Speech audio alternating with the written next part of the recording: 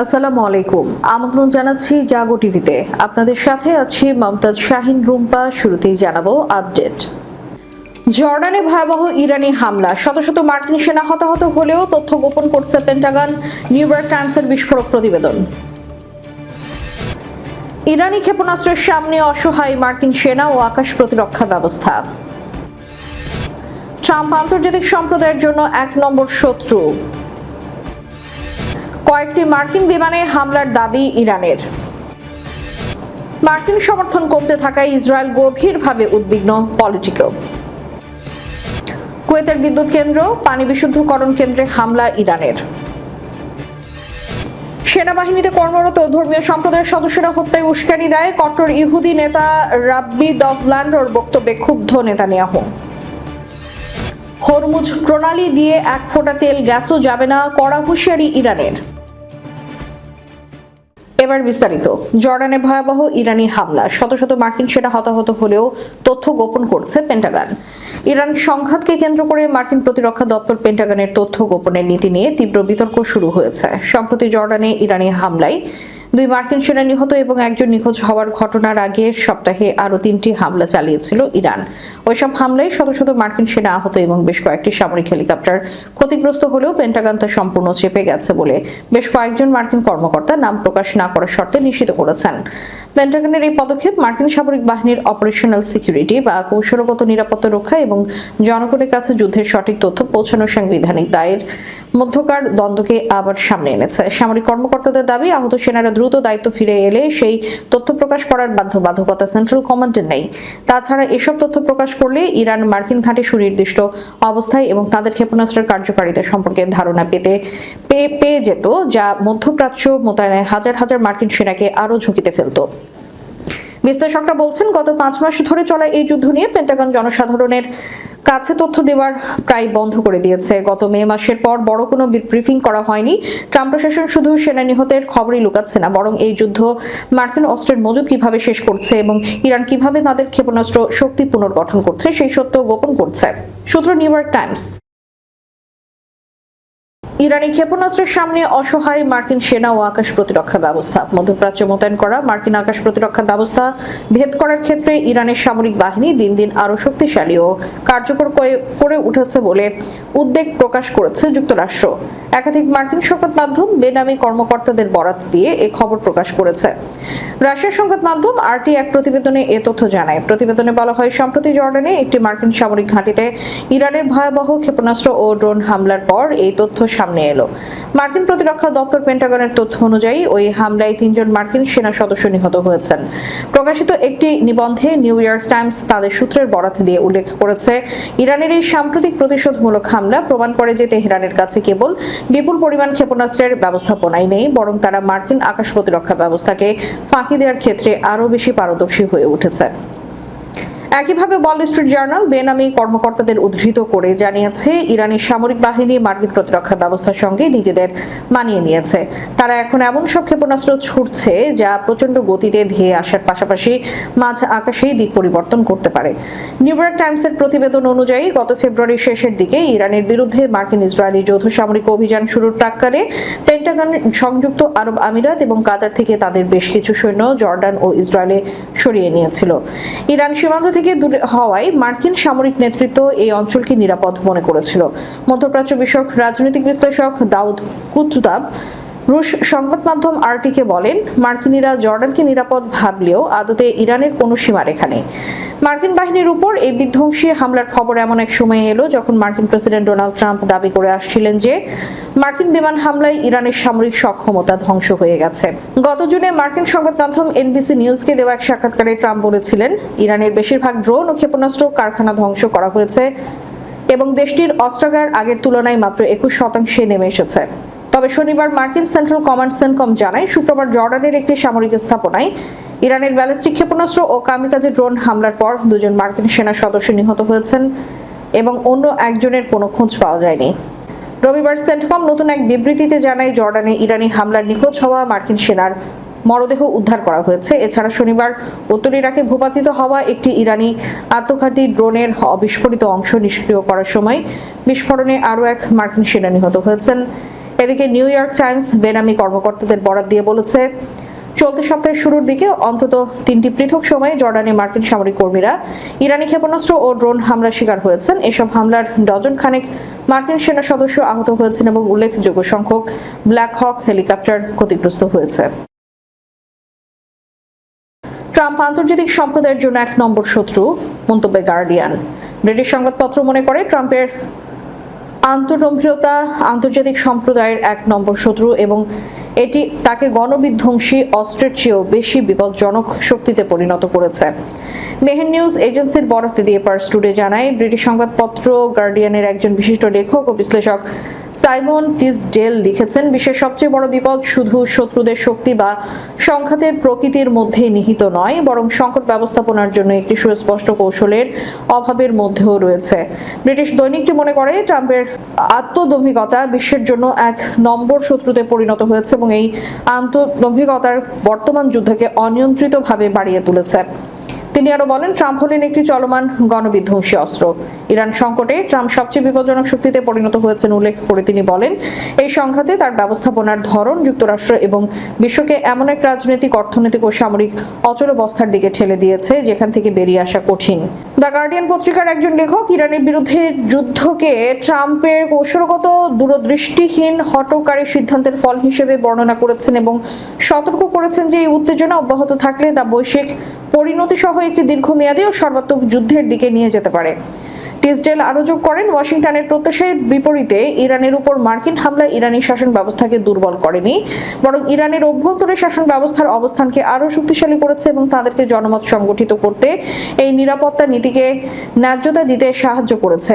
পত্রিকাটি ইরান যুদ্ধে বিজয় সম্পর্কে ট্রাম্প এবং তার যুদ্ধ বিষয়ক পররাষ্ট্রমন্ত্রী পিট হেগসেতের বক্তব্যের সমালোচনা করে লিখেছে, ইরানের বিরুদ্ধে মহান বিজয়ের কথা বাস্তবতার সঙ্গে মেলে না, কারণ যুক্তরাষ্ট্র তার প্রধান লক্ষ্য অর্জনে ব্যর্থ হয়েছে এবং একই সাথে এই যুদ্ধের মানবিক, অর্থনৈতিক ও রাজনৈতিক মূল্য বেড়েই চলেছে।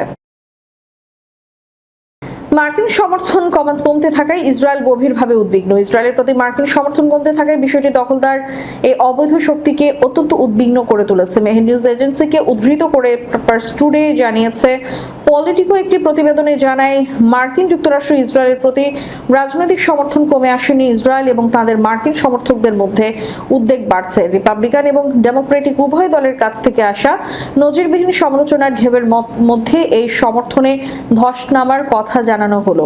প্রতিবেদন অনুসারে ইসরায়েল ইহুদিবাদী লবি এবং বিভিন্ন সংগঠনের সাহায্যে এই সমর্থন কমে আসা রোধের জন্য বিভিন্ন পদক্ষেপ গ্রহণ করেছে। এই পদক্ষেপগুলোর মধ্যে রয়েছে কংগ্রেস সদস্যদের সাথে যোগাযোগের মাত্রা বৃদ্ধি, অর্থ খরচ এবং উচ্চ পর্যায়ের বৈঠকের আয়োজন, বিশেষ করে ইসরায়েলের প্রধানমন্ত্রী নেতানিয়াহুর ওয়াশিংটন সফর।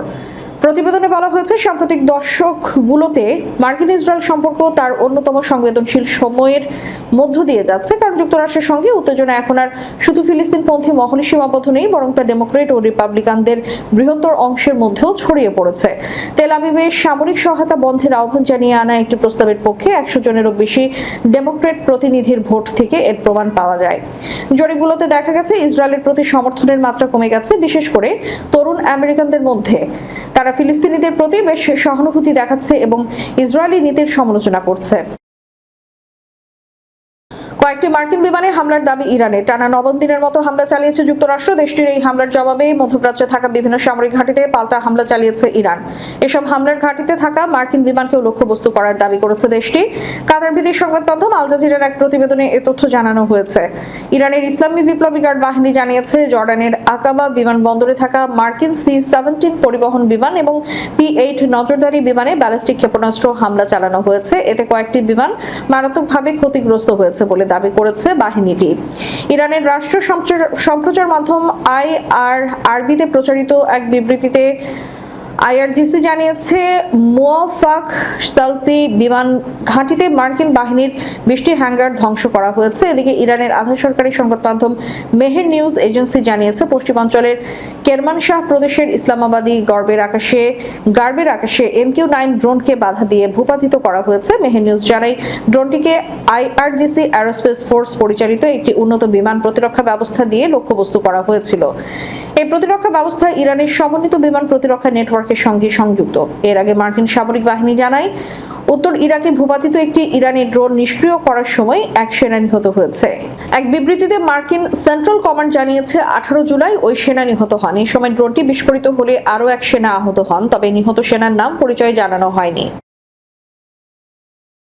ইরানের নিক্ষিপ্ত ড্রোনে মধ্যপ্রাচ্যের উপসাগরীয় অঞ্চলের দেশ কুয়েতের একটি বিদ্যুৎ উৎপাদন কেন্দ্র এবং একটি বিশুদ্ধকরণ কেন্দ্রের গুরুতর ক্ষয়ক্ষতি হয়েছে। গতকাল রোববার ইরানি ড্রোনের আঘাতে এই দুই কেন্দ্রে আগুন ধরে গিয়েছিল। কুয়েতি কর্তৃপক্ষের বরাত দিয়ে এক প্রতিবেদনে এএফপি জানায়, কুয়েতের বেসামরিক স্থাপনা লক্ষ্য করে এই নিয়ে টানা তৃতীয় রাত হামলা চালিয়েছে ইরান। এর আগে শনিবার দেশটির একটি তেল ডিপোতে ড্রোন হামলা করেছিল ইরানি প্রতিরক্ষা বাহিনী। তার আগের দিন শুক্রবারও কুয়েতের বিদ্যুৎ কেন্দ্র এবং পানি সরবরাহ কেন্দ্রে হামলা হয়েছিল। রোববার রাতে সামাজিক যোগাযোগ মাধ্যম এক্সে পোস্ট করা এক বার্তায় কুয়েতের বিদ্যুৎ, পানি এবং নবায়নযোগ্য জ্বালানি বিষয়ক মন্ত্রণালয়ের পক্ষ থেকে বলা হয়, ইরানের আগ্রাসী ড্রোন হামলায় কুয়েতের একটি বিদ্যুৎ কেন্দ্র এবং পানি বিশুদ্ধকরণ প্লান্টে আগুন ধরে গিয়েছিল। ফায়ার সার্ভিস কর্মীদের কয়েক ঘন্টার চেষ্টায় তা নিয়ন্ত্রণে আসে। আগুনে বিদ্যুৎ কেন্দ্রের বেশ কয়েকটি জেনারেটর ইউনিট পুড়ে গেছে। গত 3 দিনের মধ্যে এই নিয়ে মোট দুবার কুয়েতের বিদ্যুৎ কেন্দ্র ও পানি বিশুদ্ধকরণ কেন্দ্রে হামলা করল ইরান। এদিকে একই দিন বাহরাইনের রাজধানী মানামার আশপাশের এলাকাগুলো লক্ষ্য করে ড্রোন ও ক্ষেপণাস্ত্র ইরান নিক্ষেপ করেছে বলেও জানা গেছে। বাহরাইনে যুক্তরাষ্ট্রের নৌবাহিনীর 5ম ঘাঁটির সদর দপ্তর অবস্থিত। দেশটির সরকারি কর্তৃপক্ষের দাবি, দেশটির বেসামরিক স্থাপনায় হামলা করেছে ইরান। তবে ইরানের প্রতিরক্ষা বাহিনীর অভিজাত শাখা ইসলামিক রেভলিউশনারি গার্ড কোর সোমবার সকালে এক বিবৃতিতে দাবি করেছে, ইরানে যুক্তরাষ্ট্রের টানা হামলার জবাব দিতে রোববার কুয়েত এবং বাহরাইনে মার্কিন ঘাঁটির একাধিক স্থাপনাকে লক্ষ্য করে ড্রোন ও ক্ষেপণাস্ত্র হামলা পরিচালনা করা হয়েছে। সেনাবাহিনীতে কর্মরত ধর্মীয় সম্প্রদায়ের সদস্যরা হত্যায় উস্কানি দেয়। কট্টর ইহুদি নেতা রাব্বি দভল্যান্ডের বক্তব্যে ক্ষুব্ধ নেতানিয়াহু। ইসরায়েলের প্রধানমন্ত্রী বেনিয়ামিন নেতানিয়াহু কট্টর ইহুদি দল জেগেল হাতেরাহ এর নেতা রাব্বি দভল্যান্ডের সেনাবাহিনী নিয়ে করা মন্তব্যের তীব্র সমালোচনা করেছেন। রাব্বি বলেছিলেন যে সেনাবাহিনীতে কর্মরত ধর্মীয় সম্প্রদায়ের সদস্যরা হত্যায় উস্কানি দেয়। প্রধানমন্ত্রীর কার্যালয় থেকে প্রকাশিত এক বিবৃতিতে নেতানিয়াহু রাব্বির বক্তব্যকে বিস্ময়কর বলে অভিহিত করেন। নেতানিয়াহু বলেন, ধর্মনিরপেক্ষ এবং হারিদি উভয় ধরনের সেনারাই ইসরায়েল রাষ্ট্র, এর নাগরিক এবং সমগ্র ইসরায়েল জাতিকে রক্ষা করার জন্য তাদের বাড়ি, কাজ এবং পরিবার ছেড়ে আসে এবং নিজেদের জীবন বিপন্ন করে। তিনি আরো বলেন, তারা জনসাধারণের সকল অংশ এবং অবশ্যই তোরা জগতের কাছ থেকে গভীর প্রশংসা, কৃতজ্ঞতা এবং পূর্ণ সমর্থন পাওয়ার যোগ্য। এর আগে রোববার রাব্বি দভল্যান্ড বলেন, রাষ্ট্র যদি রাষ্ট্রের সম্মানের জন্য সৈন্য পাঠায় এবং তারা মানুষ হত্যা করে, সেটিও কি বৈধ? এটি মূলত হত্যা, তাই তারা হত্যায় প্রচারণা দেয়। তারা শুধু আত্মরক্ষার জন্য নয়, রাষ্ট্রের মর্যাদা রক্ষার জন্য যুদ্ধ করে। রাব্বির এই মন্তব্য ইসরায়েলের সেনাবাহিনীতে হারিদি ইহুদিদের বাধ্যতামূলক সামরিক সেবা নিয়ে চলমান বিতর্কের মধ্যেই নতুন করে আলোচনা ও সমালোচনার জন্ম দিয়েছে। যুক্তরাষ্ট্রের সামরিক অভিযান অব্যাহত থাকলে কৌশলগতভাবে গুরুত্বপূর্ণ হরমুজ প্রণালী দিয়ে কোনো ধরনের তেল ও গ্যাস পরিবহন করতে দেওয়া হবে না বলে হুঁশিয়ারি দিয়েছে ইরানের Islamic revolutionary guard corps. British সংবাদ মাধ্যম দ্য গার্ডিয়ানের এক প্রতিবেদনে সোমবার এই তথ্য জানানো হয়। আরজিসি দাবি করেছে, মার্কিন সামরিক চাপের মধ্যে জর্ডানের দক্ষিণাঞ্চলে ঝুঁকিপূর্ণ পথ ব্যবহার করে চলাচলের চেষ্টা করার সময় হরমুজ প্রণালীতে দুটি তেলবাহী ট্যাঙ্কার বিস্ফোরণের শিকার হয়েছে। তাদের দাবি, বিস্ফোরণের পর জাহাজ দুটি সম্পূর্ণ অচল হয়ে পড়ে। তবে ক্ষতিগ্রস্ত ট্যাঙ্কার দুটির নাম, কোন দেশের পতাকাবাহী ছিল, জাহাজের নাবিকদের অবস্থা কিংবা কোনো হতাহতের তথ্য প্রকাশ করেনি ইরানি বাহিনী। এই ঘটনার সত্যতাও স্বাধীনভাবে নিশ্চিত করা যায়নি। আরজিসির বিবৃতিতে বলা হয়েছে, মধ্যপ্রাচ্য যুক্তরাষ্ট্রের সামরিক তৎপরতা চলমান থাকলে হরমুজ প্রণালী আর নিরাপদ নৌপথ হিসেবে বিবেচিত হবে না। বিবৃতিতে তেহরান সতর্ক করে দিয়ে বলেছে, পেট্রোকেমিক্যাল পণ্য কিংবা এক ফোঁটা তেল ও গ্যাস পরিবহনের জন্য এই প্রণালী নিরাপদ থাকবে না। ইরানের এলিট বাহিনী আরও দাবি করেছে, মার্কিন সশস্ত্র বাহিনীকে শিগগিরই বড় ধরনের প্রতিশোধমূলক অভিযানের জন্য প্রস্তুত থাকতে হবে। ইরানের এই হুঁশিয়ারির পর পারস্য উপসাগরীয় অঞ্চলে বাণিজ্যিক নৌ চলাচল এবং বৈশ্বিক জ্বালানি সরবরাহ ব্যবস্থা নিয়ে নতুন করে উদ্বেগ তৈরি হয়েছে।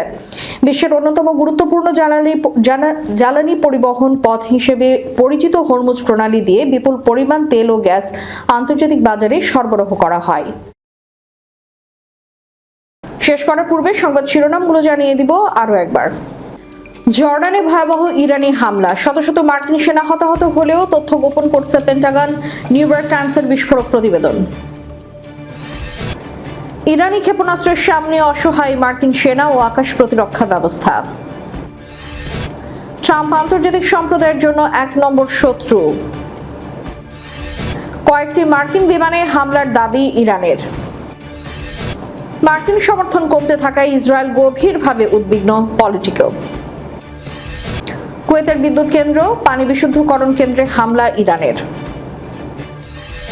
সেনাবাহিনীতে কর্মরত ধর্মীয় সম্প্রদায়ের সদস্যরা হত্যায় উস্কানি দেয়, কট্টর ইহুদি নেতা রাব্বি দভল্যান্ডের বক্তব্যে ক্ষুব্ধ নেতানিয়াহু। হরমুজ প্রণালী দিয়ে এক ফোঁটা তেল গ্যাসও যাবে না, কড়া হুঁশিয়ারি ইরানের। এতক্ষণ আমাদের সাথে থাকার জন্য ধন্যবাদ। আল্লাহ হাফেজ।